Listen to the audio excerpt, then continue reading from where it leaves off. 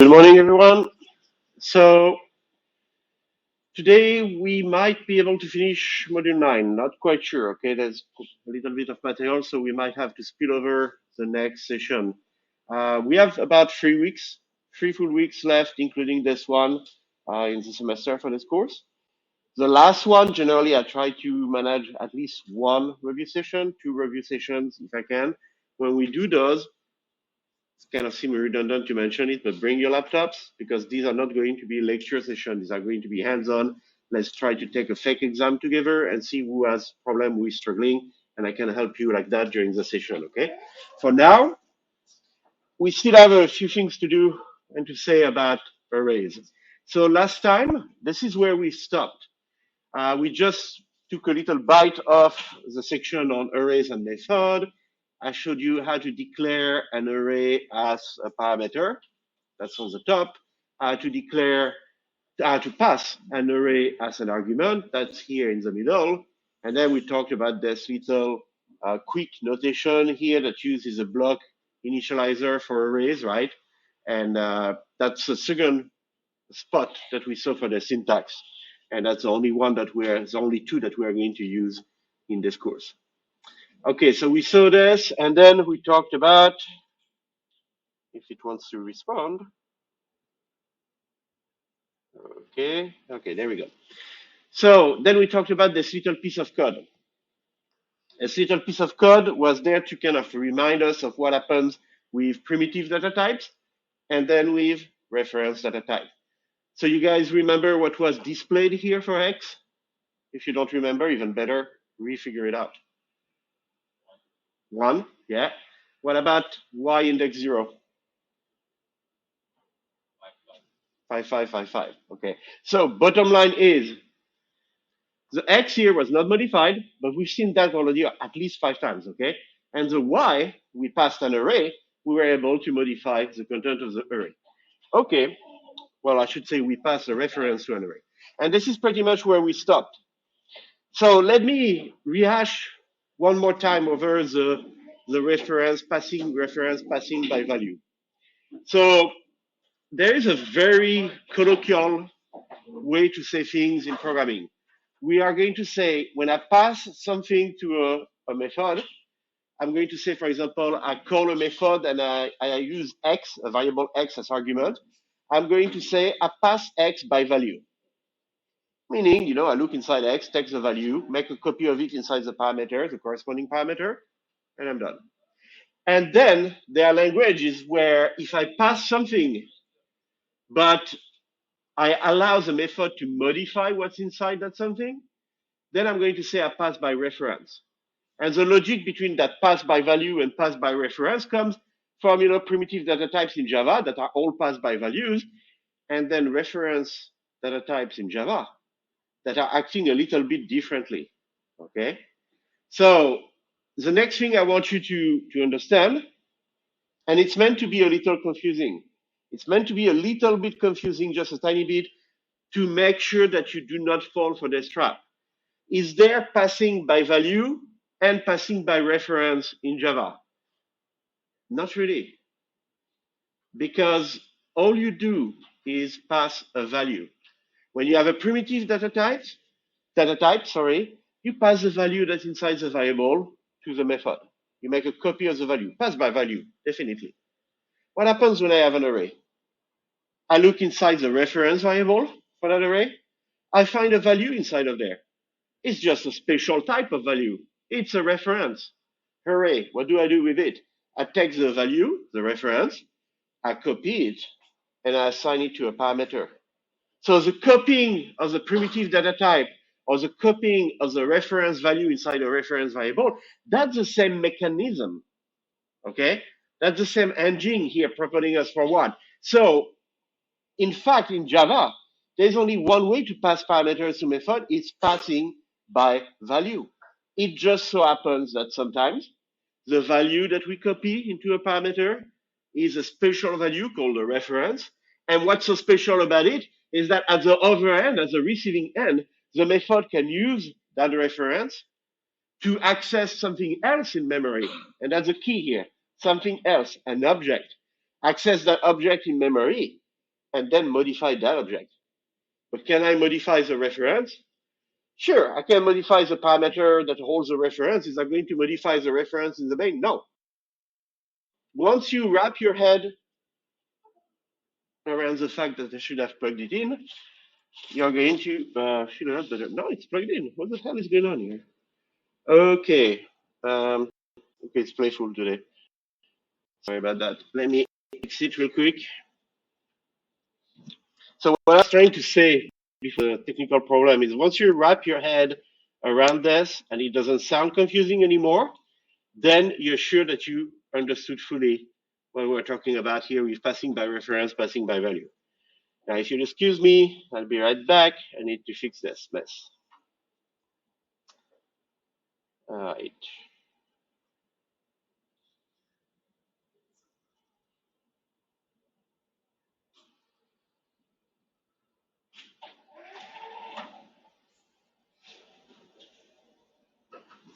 All right. So I had to rewind a little bit. Let's go back here. Okay. So I was done with that point, okay? And I know that that point might seem a little bit, how to say, abstract. You know, really I'm nitpicking on little details here, but I'm going to keep going at it until you finally get that eureka moment and you realize generally that happened in COP2513, you realize how meaningful that statement is, okay? So keep it in a location in the heap in your memory. All right, talking about heap, nice transition, really. Talking about heap here, now that we are using more and more objects like arrays, okay, like strings, I've been mentioning repetitively also that memory area calls a heap. So one way to visualize it is to say, okay, in every program that runs, I have a stack. It's a ribbon of continuous RAM, and I have a heap. It's also a ribbon of continuous RAM, and I allocate chunks in those two zones of memory, right? So we saw that the activation records all go on the stack. And what do I find inside the activation record? The parameter variables, the local variable that I declare inside method, all that good stuff that we've been using since day one. And then every time I use a new keyword, create a new array, create a new scanner, create a new string, or something like that, or even if I use a string literal and I let Java create a string for me, all of this happens in the heap. So the only thing that's really noticeable about the heap is that you know that thing that happens in the stack, right? I have stack activation record, and when I reach the end of a method, I kind of pop the activation record, go back to the previous one, pop it, pop it, pop it. So this is kind of transient. Okay, memory comes, gets allocated to variable, we end a method, memory goes away, the variables goes away. This never changes. Okay, never change is not actually 100% accurate. It does change once in a while, but as long as you need that object, let me put it in simple terms, as long as you need that object that you created, it will be there. It's guaranteed by Java. If one day it comes to a point where your program doesn't need this object anymore, Java will actually figure it out. We'll talk about how in COP2513, but Java will figure it out and let go of that memory chunk so that it may be reused, reallocated for other purpose. So there is this kind of like recycling going on in Java for free. You don't have to worry about much. You just worry about allocating memory for new object that you want to create with the keyword new. Okay. So that's a big difference between programming language. Most programming language do what Java does. You worry about telling me when you need a new object. I'll take care of the logistic behind the scene and get rid of it when it's no longer needed, okay? And then some language, like the C language, again, Objective-C, which was used until not so long ago for iOS development heavily, those language do what is called explicit memory allocation, which means that not only you're going to tell me when you need a new object, but you're going to tell me explicitly when you want me to cut it loose, to deallocate the memory for it. And like anything, it's a source of bug. Okay? If I ask you, the more tasks I ask you to do in your program, the more things I ask you to pay attention to as a programmer, the more likely you are to mess one up. Well, that's kind of what we're dealing with here. In Java, that's not the case. In Java, half of the job is taken care of for you. So what does this have to do with passing parameters, the fact that some stuff is on the heap, some stuff is on the stack? Well, here's our main, here's our little method, okay? So I just stripped the comment and stuff like that were not really necessary. When we call, when we have an activation record for the main, you can see here our X and Y there. So X and Y are local variable inside the main. They are located in the activation record of the main, okay? That never changes. X contains value 1, Y contains a value which is a reference. Then I call this method, activation record for the method being called. Parameters are number singular and numbers plural. I pass the value by copying them, okay? So I copy the one here, I copy the reference here. Both reference variable now point to the same object in the heap. This is what allows me to modify something in the method and have the result of this modification seen in the main. It's like saying we have a shared space. I have my variable, you have your variables, but I allocate the subject in a common space, a heap. And when I call you, I tell you, hey, this is the object I want you to look at.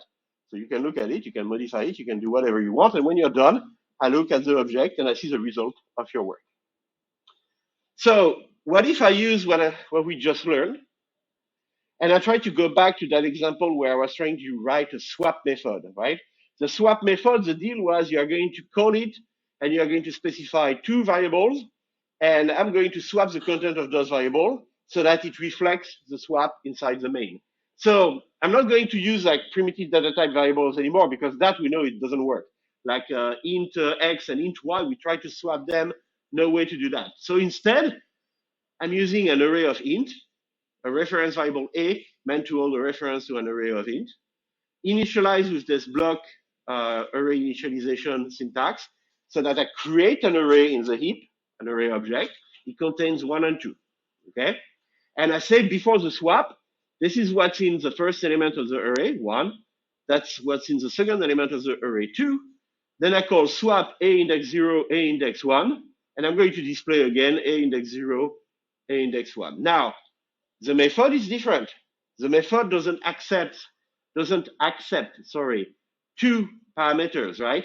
It's going to, actually, that's, hold on. Sorry, I confused myself. So this method here accepts two parameters. This one, we're going to talk about it in like 2 minutes. Sorry, I should have removed that from the slide. It's for the next step. So let's stay focused on that one, right? That one accepts two parameters for now. I call it, I expect it to do the swap. So how am I going to do the swap? Well, I'm going to take a parameter X, a parameter Y. I can name them whatever I want. And I'm going to do, the temp equal X, X equal Y, Y equal temp, like the switcheroo that we have been doing for a few times. And then that's it. So why does it work if I pass this instead of two primitive data types? Yeah? Because the reference variables. Because what? Because the reference variables. Yeah, we have a reference variable, but does it really work? Yeah. But does it really work? Yeah. No? Why? They're still primitive values. They're both integers. And you're not passing the array. Yes. That's a common trick, okay? When you're trying to learn this stuff, then you start associating in your mind, okay, primitive data types do this way, reference variable do this way, I'm clear. I want you to draw your attention to one possible source of confusion that's really, really common every semester. What I did here, I used a reference variable, check, okay? However, this expression here tells me, go fetch element at index 0 inside the array referred to by the reference variable A. So here's a reference variable A, I go to the array, I find the element at index 0. What is it? An int. So now I just reference an int slot inside of an array. I look at the value of the int slot. It contains 1. This expression here results in the value 1. That's not a reference. It's the value inside the first slot of the array. Same thing here. This is going to give me the value 2, an int again.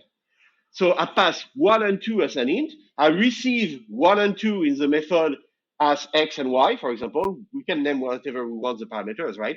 And then I switch X and Y, blah, blah, blah. It's exactly the same junk than before. it doesn't work either, even though we threw into the mix, a reference variable. Yeah. Why is a bracket 0 give us 1? So because when you use that notation, the square bracket with a reference variable, right? So what you are saying is, I have a reference variable, A, so it better be a reference to an array, okay? Otherwise, the square bracket notation is not allowed. So I have a reference variable that contains a reference to an array object. By using the square bracket, I follow that reference. I look at the array object, and then whatever index you give me tells me which element of the array you want me to look at. So A index 0, A is a reference to the whole array. A index 0 is just that first slot. So if you assign something to A index 0, you change what's there in that first slot of the array. If you read the value of A index 0, you read just the first slot. Make sense? All right.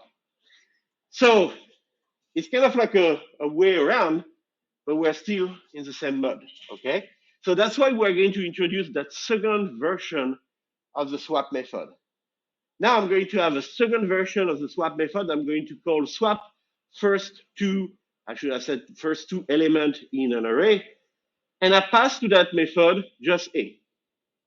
So this time, I'm taking care of what you pointed out, which is, what are you passing? Are you passing an int that is somewhere inside the array? No. I'm passing an expression which is just the name of the variable A. How do you evaluate an expression that's the name of a variable? You look inside the variable. That's my reference variable, so right here. What does it contain? A memory address, a reference to an object of class array. Here we are. Now, what I'm passing by value, the value that I'm copying into a parameter is a reference. Those special kind of value that will allow the method, the code of the method, to access actually the same array and go modify things inside of it. So the first one doesn't work. What about the second one? So the first one doesn't work. This is just a stack diagram, pretty much. We've gone over that, okay? But the second one is an interesting one. The second one is showing me here that this is activation record of the main at the bottom here. I have this variable A, which is a reference to an array, right? When I pass this reference, I'm exactly in the same situation that I had like 3 slides ago. One local variable in the main and one parameter in the method that I'm calling, both refer to the same array object in the heap. And now, because I shared the reference, because I passed, and this is where I make it confusing on purpose, I passed by value the reference that I had in this variable. I made a copy of the reference value that I had in this variable, right? Both can access the array. Now, this code here is going to be, where is my code? Here. This code here is going to be able to say, okay, I'm going to call my parameter array. Array is a reference to an object of class array or int. I want to take the first element inside the object, so value 1, put it in temp. I want to put the second element in the object, value 2, and copy it over value 1. So I modified the array right there. Now it contains 2 and 2. And then I want to take array index 1, which is the second element, and that value that I saved originally, the 1, I put it there. So now the array contains 2 followed by 1 instead of 1 followed by 2. There we go. I did actually swap the first 2 elements of my array, okay? So it took us a lot of work to get to the point where we can actually swap something, okay? And it's all in the details. So don't just accept this, work for it until it really makes sense, it feels natural. And when it doesn't, just come to office hour and keep working with us until we get you comfortable with that, okay? The last thing we are going to talk in terms of general techniques for manipulating arrays in the context of methods is, we focused on, passing arrays to methods. So now what we are going to do is we are going to talk about what happens when I return an array from a method. Well, technically, I cannot return an array. An array is an object, right? So I can return a reference to that array. Already mentioned that. So let's take a look at what we want to do. What we want to do here, we want to say, okay, I'm going to have a reference variable list1, which is meant to hold a reference to an object of class array of int. A reference variable list2, same deal. List1 is initialized by using that block initial array initialization syntax. So this curly brace thing here creates an array of 1, 2, 3, 4, 5, 6 elements, initialize the contents to 1, 2, 3, 4, 5, and 6. Okay, we saw that already. What about the second line? The second line says, I want that list2 reference variable, but you know what? The reference to the actual array that I'm going to use with list2 is going to be given to me as the return value of a method called reverse that I'm going to call with the reference to the previous array. And without looking at the code yet, what do you think reverse is going to do? It's going to look at this array that we pass as parameter. So this is an array that contains 1, 2, 3, 4, 5, 6. And it's going to return a value, which is a reference to a new array object. And that array object is going to be a copy of the original, except that instead of reading 1, 2, 3, 4, 5, 6, it's going to read 6, 5, 4, 3, 2, 1. That's it. Okay. So we create a new array. We make sure that inside that new array, we have the same information than in the array you pass by parameter, but reversed around. Okay. And then we return the reference. So what's happening here? Let's take a look at the code. So first, how do we say that a method is going to return a reference to an array? Well, a reference to an array is a data type, okay? So I'm going to say public static reverse.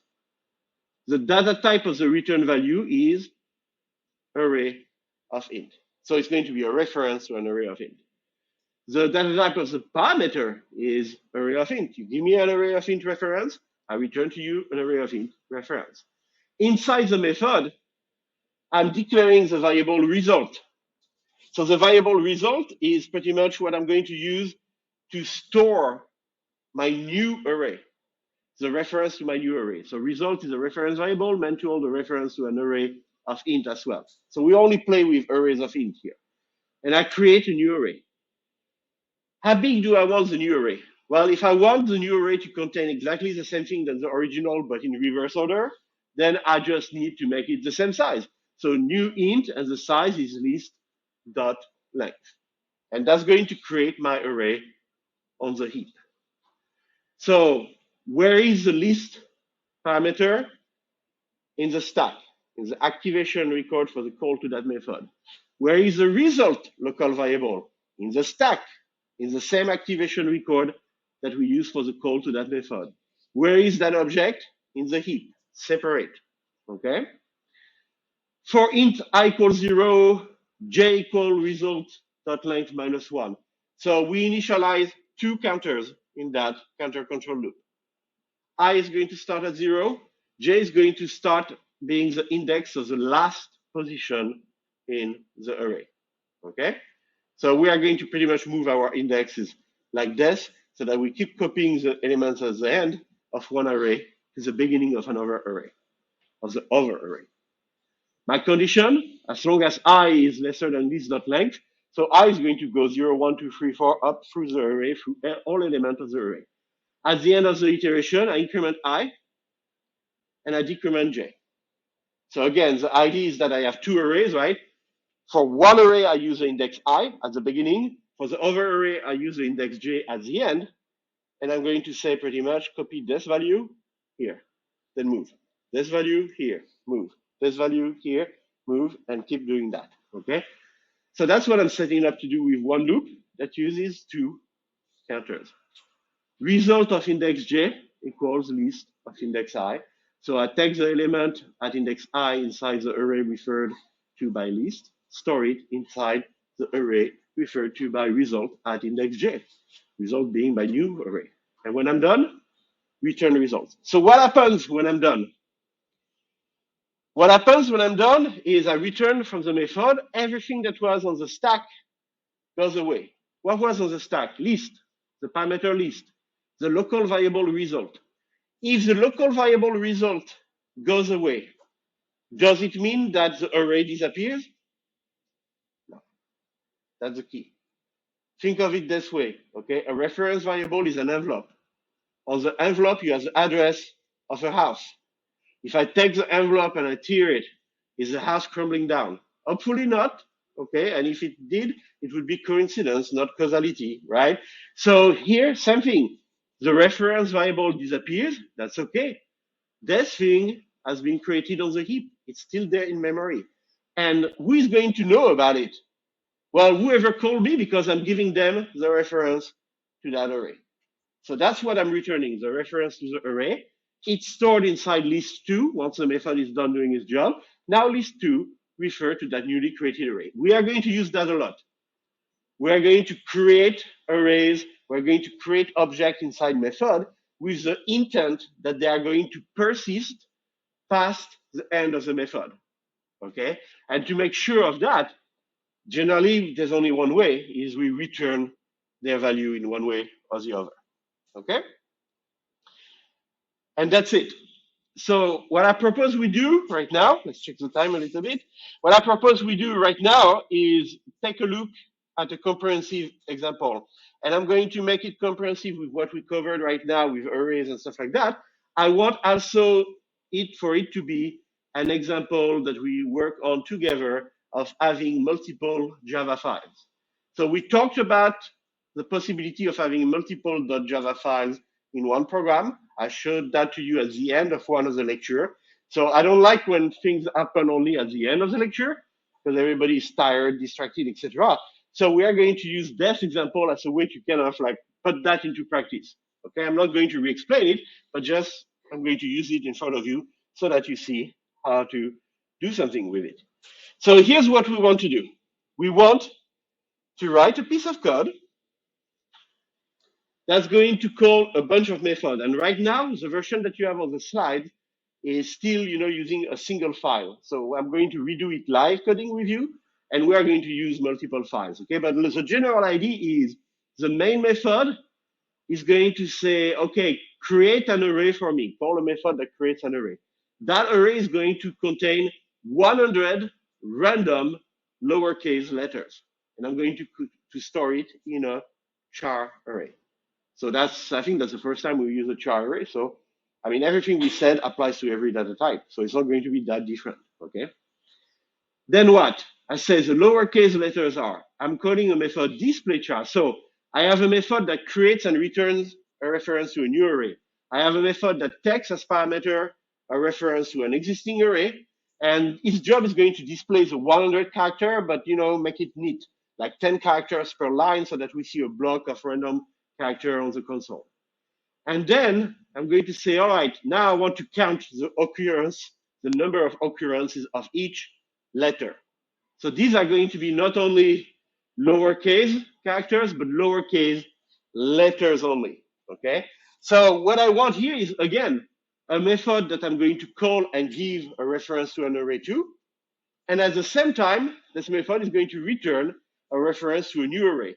So it's like we're trying all the permutation, right? Return a new array, take an array, return nothing, take an array and return a new array. And that new array is going to have 26 elements.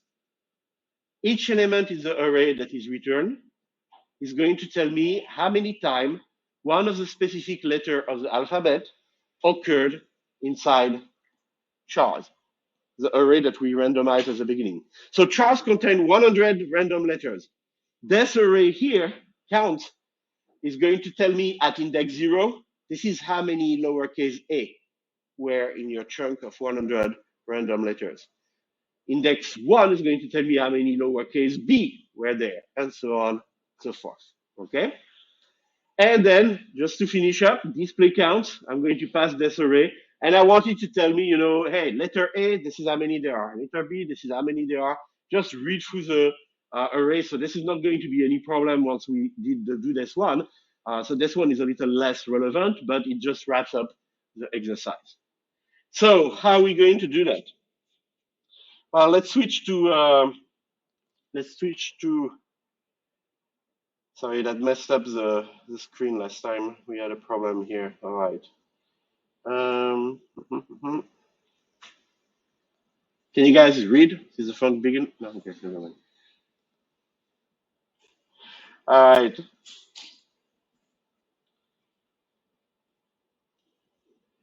Okay. So we want to, I'm going to turn off the slide so that they don't get in the way. There we go. And I'm going to actually start this with maybe a cut and paste to save us a little bit of time. So I want to cut and paste of what's in actually the main method here of the slide. So I'm going to go ahead, grab that offline here. There we go. And then I'm going to go to ggrasp, and we're going to create a new file. So new Java file. I'm going to call it main.java or something like that. But first, let me paste the code that I want in there. So edit, paste special. So I have to do paste special because it came from a PowerPoint slide, okay? Otherwise, it's going to be atrocious. I have a method main here. I don't have a class. So public class, we call it main, okay? And the only thing that this class is going to do for me is really contain the main method, okay? So this is the end of class main. This is end of main method. Okay. This doesn't look pretty good, so I'm going to ask Jugas to indent that for me. There you go. It looks a little better. This is just what's coming from the slide. If I try to compile it right now, it's going to tell me, well, first you should save it with a proper name. So I'm going to do that. There we go, main.java. And then it's going to tell me, I cannot find any of the symbols. CreateArray, DisplayArray, count letter, display counts, all of those undefined yet. So yes, I'm going to work on them. The slides examples, there is a code in the slides, okay? But the slides are going to show you pretty much a code that would go inside this file. But I want to use this again to get you comfortable with this idea of having multiple files in a project. Because when we do the next IE, when we do the final, there might be multiple files involved. Okay, we have been using one Java file for our entire exam and projects, etc., long enough. So now it's time that I get you comfortable with using multiple files. So what I'm going to do here is I'm going to say, well, hold on a minute. I want to create a library. Well, library, it's a big name for what it is. I want to put those methods here in a different files, separate, so that I may reuse them across different projects and stuff like that. So let's come up with a name. Alpha soup, alphabetical soup. Why not? Yeah, then next time you want to name your kid or something like that, keep me in mind. Send me an email. I'm really creative with names, as you can tell. So we're going to call this alphasoup.createArray. So the rule is if the method is defined elsewhere, I need to put the name of the class where it's defined. So alphasoup.createArray, I need to put that name here to prefix the method, like we do with math.squareroot. Alphasoup.displayArray, alphasoup.count letters, and then alphasoup.displayCounts. Okay, save that. So I didn't fix anything, right? If I try to compile it, it's still unknown. So now I'm going to say I want another new Java file, public class alpha soup and public class. This one is not going to have a main, but it's going to have all of those methods that I mentioned. Okay, so let me save this properly with the proper name in the proper folder. And then we are going to, so let me see if I can cut and paste at least the headers for this method. Of course not. All right, so we are going to steal them from the main directly. So we need display. Yeah, let's start with this one actually, DisplayChar. So DisplayChar is there to display a bunch of characters that have been randomly put in an array. So how am I going to write this? Well, first thing, it doesn't return anything. So public static void doesn't return anything. It takes one parameter, and that parameter is an array of char. So that's the data type of the parameter. And I'm going to call my array of char data. Again, very original. What else? So now what I need to do is I need to display the content of this array, but I need to make it kind of neat, okay? So neat, I just mean like display 10 characters, then go to the next line, 10 character, go to the next line. So we are going to come to that, but if I was taking an exam right now, I would do this. Because right now there are already a bunch of things that can go wrong. okay? The connection between the two files might not be actually there. I might have opened one file in a folder, I have a file and the other file in another folder. I've seen that happen to some of you in office hours. Watch out, okay? If this happens during the exam, don't freak out. If the method do not find themselves from one file to the other, just make sure that you are indeed working on the files that are both in the same folder. Best way to do that, close everything, go to the folder by hand using the file explorer, reopen the stuff by clicking it, okay? And that takes like 1 minute, and that will save you a lot of headaches during an exam. So DisplayArray here, I'm going to save it, I'm going to compile it. That I can do. I can compile this class, because even though DisplayArray doesn't do anything really useful, it's still properly written in Java. So now that I have DisplayArray, what I want to do, I want to test it. So if I keep alphasoup.createArray, it's still not going to compile. So I need to comment this out. If I keep this guy, it's not going to compile. So I'm going to comment this out. Well, you get the idea. I'm going to comment out everything that's not yet ready to be tested. Okay, there we go. Actually, if I was smart, I would have done it differently. There we go. Okay, and I'm just going to leave that call to alphasoup.displayArray chars. But I need some array, right? So for now, I'm going to say my array chars is equal to A, B, C, D. And that's it. So it's not 100. It's not random. I don't care. I just need to test my method. That's it. Okay. So Control B, run it. So it displays something like lowercase letters R, and then woohoo. Okay. So at least I know it's compiling. Again, now I can move forward on safe grounds. So I'm going back here to AlphaSoup, and I'm going to go craft pretty much a code that's going to display all the characters that are in whatever array you pass to me as an argument. So this is going to be a for loop.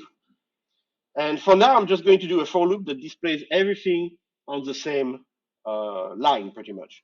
So let's go. For, so classic counter control loop for iterating over all the elements of an array.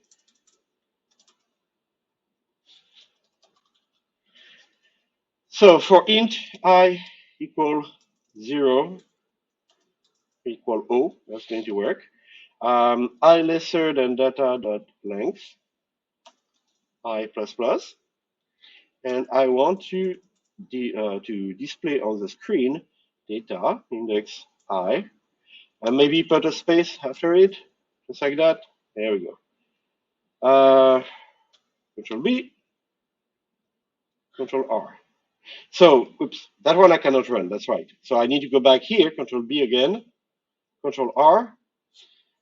And I did use a println, didn't I? Yes. So lowercase letter R, A, B, C, and D. Okay, it's working. It's working except that I don't want a println. I want a print. I want to display everything on the same line, separated by spaces. So that's easy to fix. Here we are, A, B, C, D.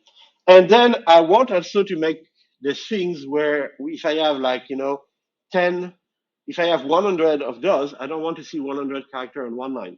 I want to break them down in chunks of 10 per line, okay? So how can I do this? Well, I can display everything like this, and then add an if statement here that say if, actually I could do this after this. I'm going to display the character, right? And then I'm going to say if I modulo 10 equals 0. So if the number in I, which is the index of my character, is a multiple of 10, okay, what do I do? System.out.println. I go to the next line. And that's it. So it's not going to show here because I have only 4, okay? But if I change this and I did, hey, do it every 2 characters, for example, we should already show some results. So let's compile everything and run it. So A, B, C, D, yeah, that's not exactly working like I wanted because of 0. So, okay, I can change that. I can say I plus 1. modulo 2 equals 0. Let's test it again. It should be modulo 10. I'm sorry? It should be modulo 10. Yeah, it should be modulo 10 for the exercise. I'm using modulo 2 only because I have 4 characters in my test. So if I had more, I would keep chunking at 10. But because I have only 4, I want to chunk at 2, like 2 on a line, 2 on the next line, okay? So here, I'm going to compile it again, go back to the main, compile it again, run it. And there you go. So I got it to work with 4 characters, with lines of 2 characters maximum. So let's go back and change that to 10 so that I don't forget. Okay. So now it's going to work on 10. And then I want to change this. I don't want to, to have only 4 character. I want to have 100 character. I'm not going to type 100 character, make them random and stuff like that. I'm going to write, at this point, I'm going to write the CreateArray method to do that for me automatically, okay? So let's have a look at what we can do here. So we have a CreateArray, where is it? Here, alpha-soup.createArray. So I'm going to uncomment this line, and this one can go away for now. I'm going to go in alpha-soup, and I'm going to say, okay, now I need that CreateArray method. So this one, public static always, okay, for for a few more weeks, and then we're going to change. Public static CreateArray, what does it return? It returns an array. An array of what? An array of char. So it returns a reference to an object of type array of char. What does it take? It takes nothing. It's going to always generate 100 random character and create array just to keep track of what's happening here. And now I can work on this code. So I'm going to steal a cut and paste again to save us some time. So this one is not really that interesting, but the part that is interesting is that we are going to call another method. So let me show you what I mean here. So I'm going to go back to JGrass.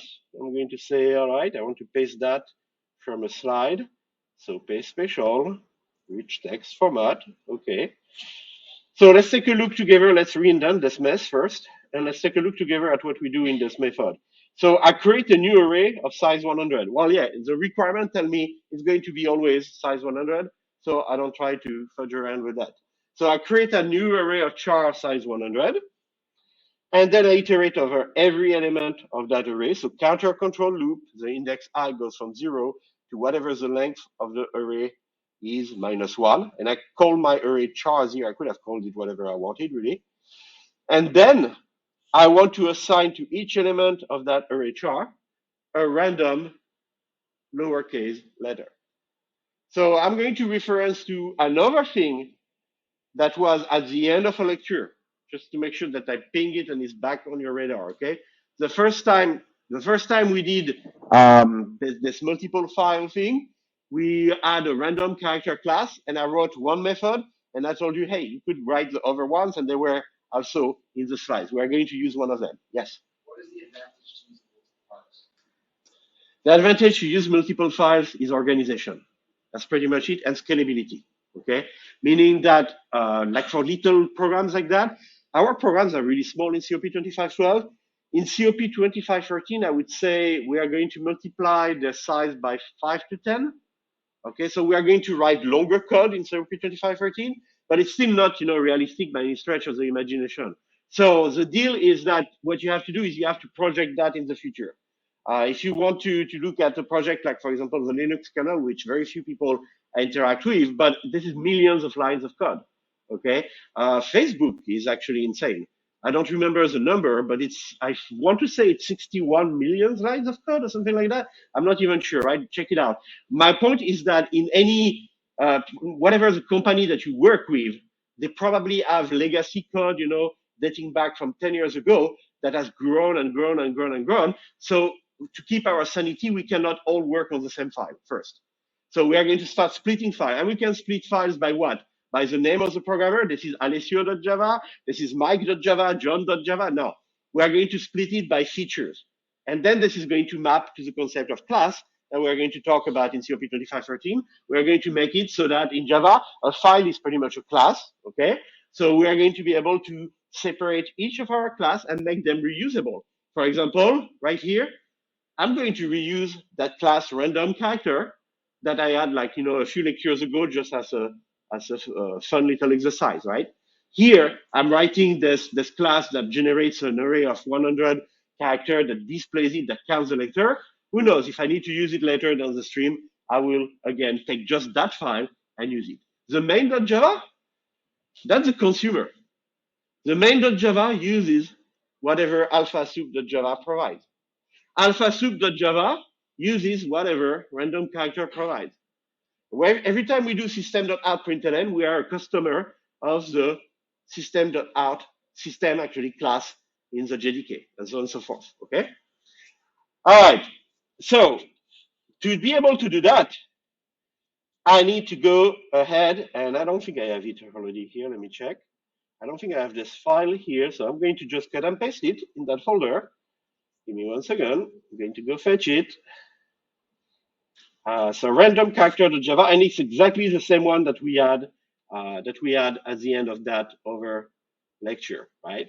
So I'm going to go now in where am I teaching? There we go. Drop it here. Random character.java. I'm going to make sure that JGrasp can see it. So I'm going to refresh that browser window. It doesn't refresh automatically. And then I can see random character.java. And just so that you know, so this is the same that we had at the end of that lecture. The way that this works is that it exports, sorry, bad vocabulary from a different language. It has a method, a public method, public static char get random character. That method is going to return a character between 2 intervals, right? But if I want to get a random lowercase letter, then I have another method that's going to call get random character and tell it only randomize between A and Z. And using that principle, I can have a bunch of methods here, like give me a random uppercase letter, give me a random digit character, etc. Give me just a basic random character. Okay. So there is code reuse inside of code reuse inside of code reuse. In this class, all of my method depends on that one method at the beginning. This is the one that really does the hard work. And all the other one call it and say, do your job, but between A and Z, or between uppercase A and uppercase Z, right? So we are reusing that one method here from other methods all through this code. I'm going to compile that real quick before I forget. And then I'm going to go back to the other class file that we had. And same thing here. We are writing methods with a purpose of being able to reuse them in a different context. And finally, in main.java, we use those methods for a specific application. So let me try to compile this now. So I did compile already random character.java, and then I closed it because I don't need it anymore. I just compiled alphasoup. Now I'm going to compile main. When you are working on multiple files like this, do this, because there can be some sneaky bugs if you forget to compile something. When you run something, JGrasp is going to look at, is there a .class file for every .java file? If I can't find a .class file, I don't care if it's a .class file that you just generated by compiling, or if it's a .class file from a month ago, the last time that the corresponding Java file successfully compiled, and you just forgot to compile alphasoup, it doesn't compile because it has a bunch of errors in them, but you jump the gun and you say, hey, I'm going to run main.java. Main.java will say, hey, I can see alphasoup.class there. You must have been successful at compiling it. Yeah, a month ago.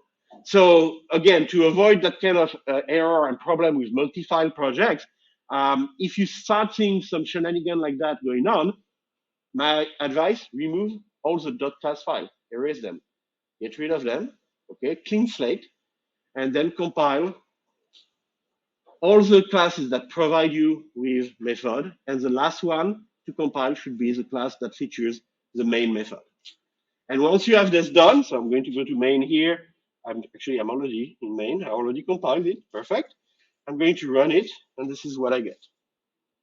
So now, I am using those methods here to generate an array of character, display an array of character. And as I'm generating the array of character, I'm using other method from another class to generate one random character at a time. Okay? All right. So we are making progress through that to-do list pretty much. What's next? Well, let's go back and take a look at the main. We have pretty much everything we need there. So we took care of CreateArray, took care of DisplayArray. Now the next step is I want a new array and I want to call alphasoup.countLetters. Okay, why not? So, yes.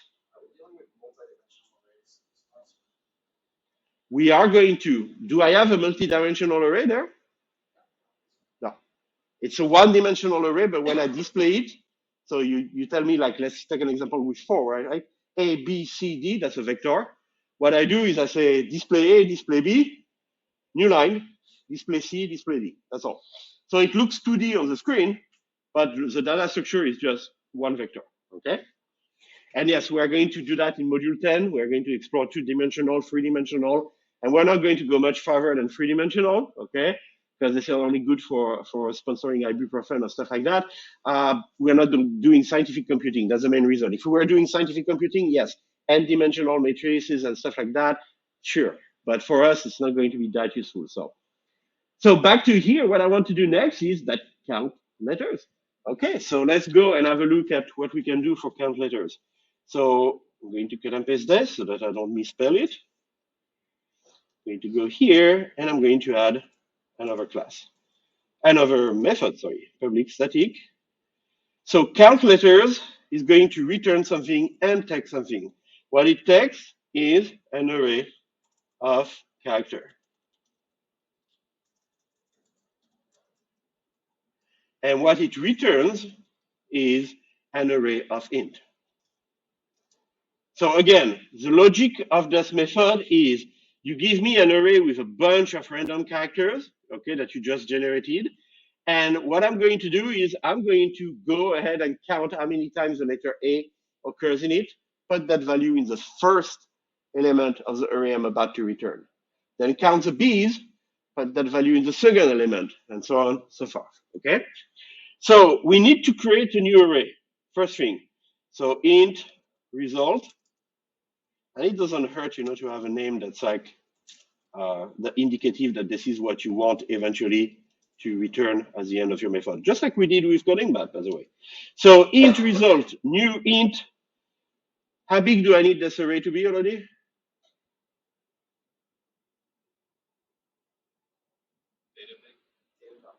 No. I use this to double check that we're on the same page here.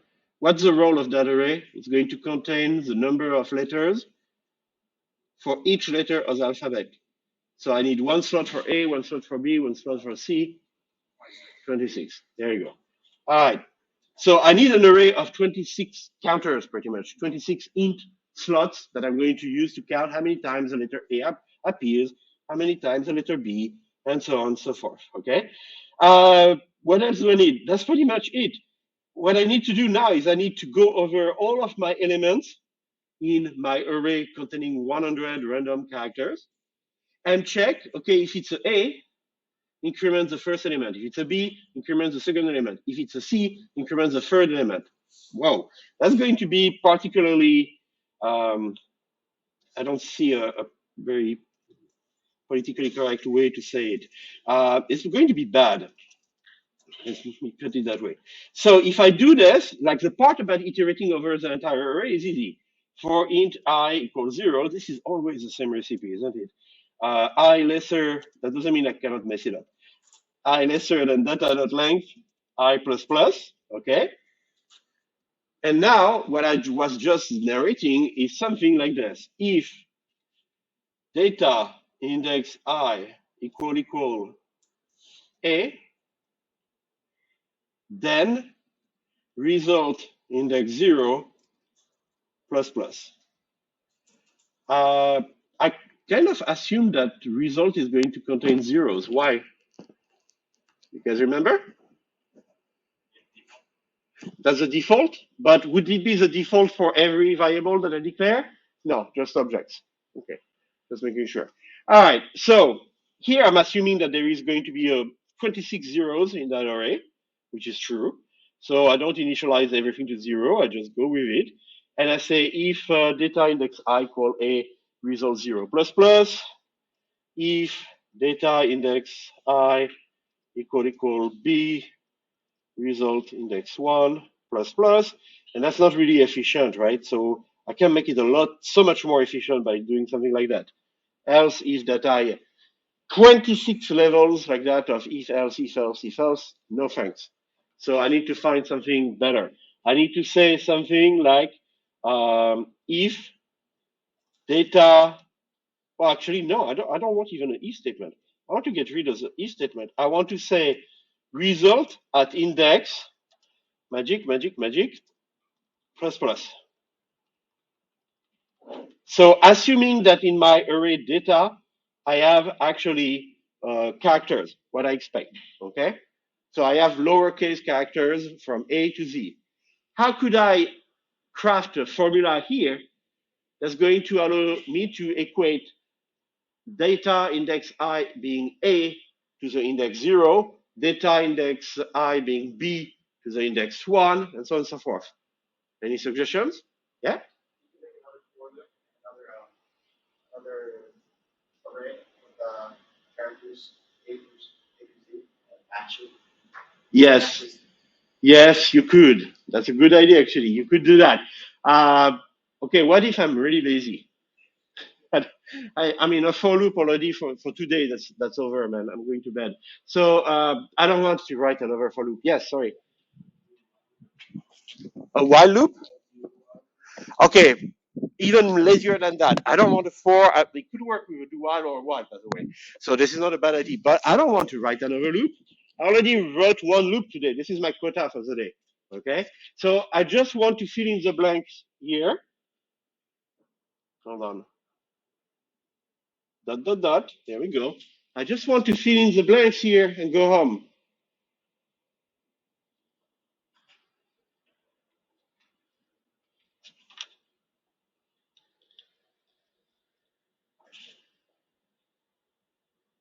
I have taken my targeting glasses. Watch out. So what can we do? We have like characters, right? A character A. And I want, every time there's a character A, I want a formula here that's going to take character A, blah, blah, blah, plus, minus, etc. And I get 0. So we can do arithmetic as a character. This is yet another thing that this little example is going to kind of ping back in your memory. When we talked about the data type char, I told you can do things like character A plus 1. That's going to be B. Okay, but that's not really solving my problem here.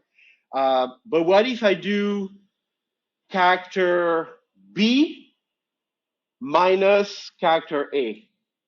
What would be the result of that?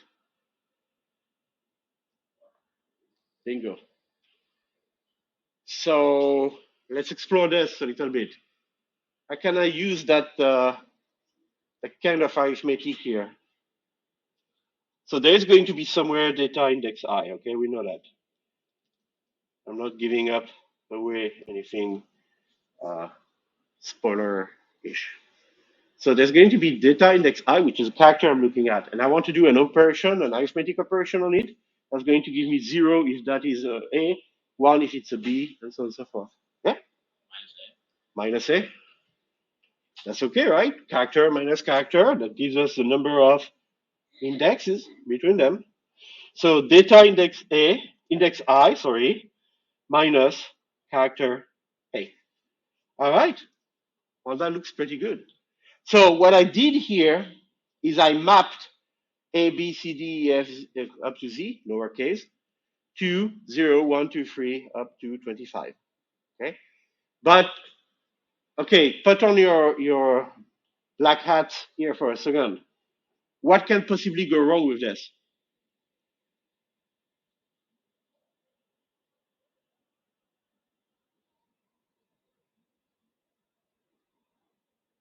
Yeah?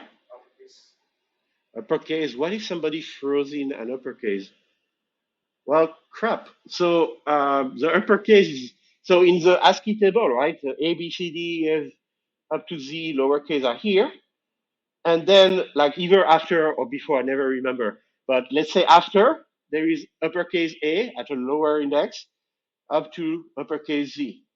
So if you give me a number here that is out of the range of the code for A to Z lowercase, that's going to throw off completely my calculation. So I might get something here that's negative, doubtful, but I might get something here that is more likely out of the bounds of my array, and I'm going to crash my program. So what is the lesson of this? Be paranoid when you write code.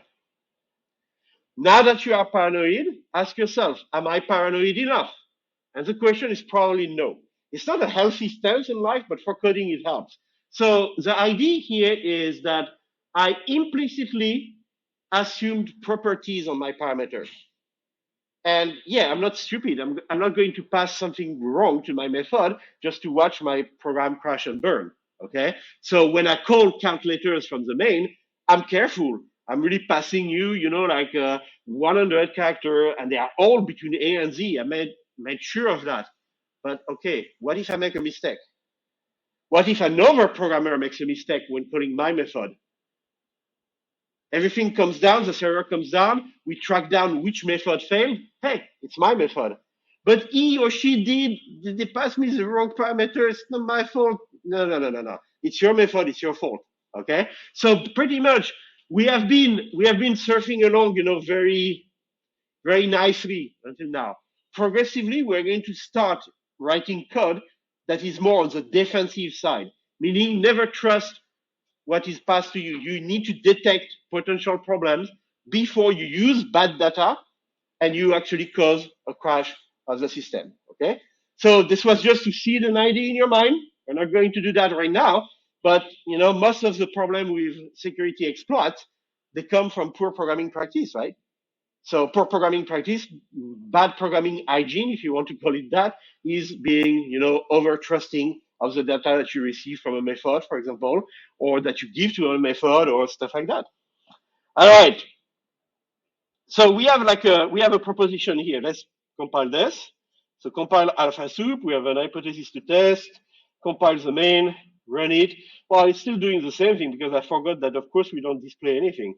So now I want to go ahead and display counts. But wait a minute.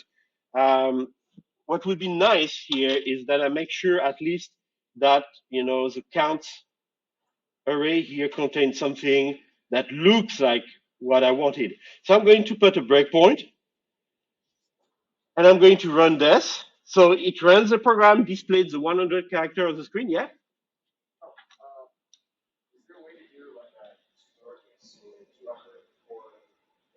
Yes, that would be another way to cover ourselves.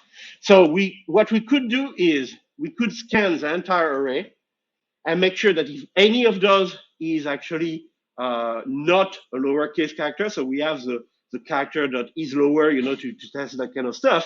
If any of them is not a lowercase character, then we would decide to return null.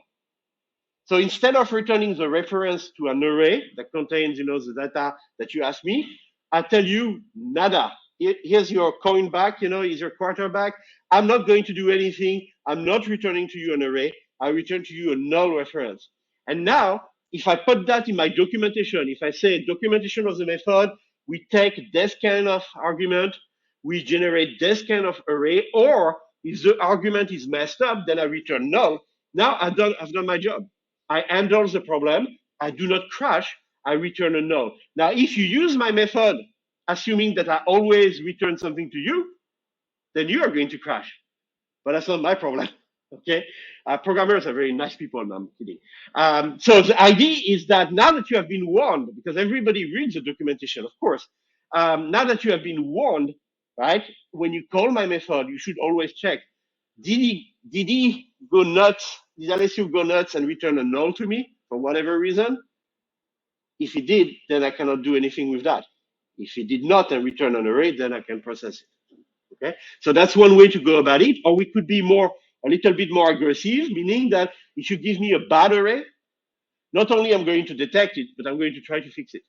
So as I scan the array, I could use what you suggested, which is, if I find an uppercase letter, I convert it to a lowercase. That's it. No big drama. You made a mistake. I fixed it. Okay. Well, watch out about that. It's sometimes better to return a null, have the application crash, have two parameters come out of the cubicle, with a boxing glove saying, what did you do to my method? and sort it out and figure out what went wrong, rather than me making a ton of assumption, like saying, oh, you didn't mean to have an uppercase in your array. Maybe that other programmer did. And what's coming out of that is that he or she doesn't need something that counts only lowercase letters. They need me to count both lowercase and uppercase for the same count, right? So again, this is a little subjective. This is more like working together in a project, okay? But yes, it's part of the programming craft as well, definitively. All right, so I'm on this breakpoint here. I'm going to say just execute that whole method. And now what I want to do is I want to check with the debugger. Okay, counts, is an array of 26 integers. So far so good. And if I look inside, this is what's inside. And I'm not going to look at, actually, JGAS doesn't even let me look past 10 of them. That's shameful. But anyway, I'm going to play with that, check that the value makes sense, right? By hand, by inspecting what's in data and stuff like that. And then once I'm convinced, then I move to the next step. So given the limitation of the JGRAPH debugger, once I know that it returns an array of 26 elements, then I would display them. Okay, I would work on the display counts method just to be able to see by hand and make sure that the program is working. Okay, so we're going to do that next. So display counts, that's going to be the last method for that program here. So save, go to AlphaSoup, public, static. So this one is going to be easy because it's pretty much like the second one that we wrote, right? Public static, so display count is a void method named display counts, and it takes an int array.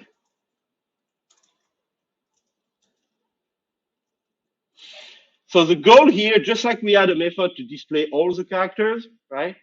Now what I want to do is I want to display the letter A appears this many times in your code.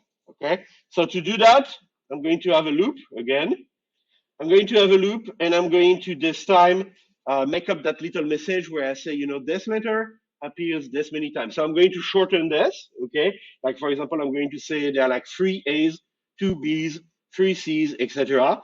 And I'm going to use the same trick that I used before to display them on the same line. So let me get this real quick to save us a little bit of time. I'm going to go back to JGRAPH again. Paste special, rich text. All right, so what do I have here? Badly indented code. Let's fix that. Now, what do I have here? I have a for loop that goes over every element, and I cut and pasted that from the slide, so I didn't rename the variable. I'm going to do it right now. So every element of data, which is my parameter, and I'm going to use that little trick, every 10 element, go to the next line. So I could use something smaller here because we have only 26 elements. I could do every 5 elements, for example. And then I'm going to say, so that's the number of occurrences of that letter. I put a space, and then I transform the index I into a character. So 0 should correspond to the letter lowercase a. So 0 plus the index of lowercase a. Make sure that you cast that in a char data type. So there's a ton of little things that this example is going over. Okay. So when you restudy it or try to re-implement it by hand, make sure you pay attention to all those little details, because there's at least 5 different topics that we kind of like threw into the mix in that one. Okay. And then else, if I don't want to do a println, then I do pretty much the same thing here. So data. So it's a little less elegant version of what I did for the other one. Okay. Control B. Debug is active. Let's kill it. Again, Control B for AlphaSoup. AlphaSoup is compiling. Okay. Let's make sure of that. Yep. Go to the main. Compile the main. Run the main. All right. And now it's telling me there was 1 A, 6 B's, 4 C's, 4 D's, 5 E's, and so on, so forth, so on, and so forth. Okay? So that's it. That's all the feature we wanted. So all the feature we wanted with a nicely broken down, organization of the code in multiple files. That's not too shabby. Okay? That's kind of like the goal for the end of this course, this first course, what I'm going to do for the last few weeks is get you comfortable with that kind of code, the kind of size of the code, the kind of, we have this many Java files in the code, so 2, 3, something like that. We're not going to go crazy, right? But 2 to 3, 4, 5 maybe maximum in our examples, and expect like 3 to 4 as a final exam. That's kind of the goal, okay? So this is a very good actually illustration of what could be, and you guys are going to probably not like it, but what could be an easy final exam. So I say you won't like it because whoever is programming for the first time, looking at this for the first time, you're going to be like, this is not easy. It will get easy, okay? We'll make sure of that. But that gives you a good scope 3 weeks before the final exam of what you should be expecting, how you should be setting your expectations, okay?